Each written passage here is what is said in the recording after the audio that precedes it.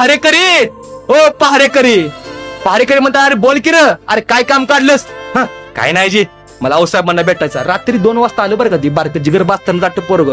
आणि पहारेकरी म्हणतायत, अरे बोल काय काम काढलंस?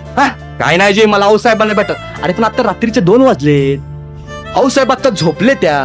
तुझं आता काय काम आहे? तू सकाळी आहे बरं. नाही नाही नाही, मला आत्ताच भेटायचं आऊसाहेबांना. मी आत्ताच भेटणार आऊसाहेबांना. नाही नाही, आत्ताच भेटायचंय.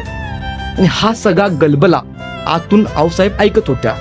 आणि आऊसाहेब त्यांच्या कानावरती पडत होत्या. आणि आऊसाहेब निमुटपणे बाहेर आल्या. सरा दिशी परत मागं सरलं आणि म्हणालं, आऊसाहेब ती मेलेल्या जनावरचं धड दाखवलं आणि म्हणालं, आऊसाहेब तुम्ही सांगितलं होतं ना, तुम्ही सांगितलं होतं ना आऊसाहेब, जो कोणी आजूबाजूच्या जनावरची रानटी जनावरची शिकार करेल त्याची शेपटी कापून आणून दाखवल, त्याला मी सोन्याचं कडं बक्षीस देणार. आऊसाहेब शानव आणलंय बघा जनावर. त्यावेळेस आऊसाहेब म्हणाल्या, अरे लेका, तू जरी नुसतं या जनावरची शेपटी मला आणून दाखवली असतीस तर मी तुला सोन्याचं कडं दिलं नसतं का? एवढं मोठं जनावर आणायची काय गरज होती? त्यावेळेस ती पोरगं म्हणता, आऊसाहेब चुकलंच बघा आऊसाहेब, काय ध्यानातच नाही आलं बघा आऊसाहेब. अरे पण तू सकाळी आला असतास तर मी तुला सोन्याचं कडं दिलं नसतं का? सरा दिवशी पोरगा मागा सरलं आणि म्हणालं, आऊसाहेब आऊसाहेब मी तुमच्या सोन्याच्या कड्यासाठी नाही आलो आऊसाहेब. आऊसाहेब तुमचा पैसा पाणी अडकवा आम्हाला मिळावं यासाठी नाही आलो आऊसाहेब. आऊसाहेब तुमच्या पेरण्याची थाप माझ्या पाठीवरती पडावी यासाठी आला आऊसाहेब.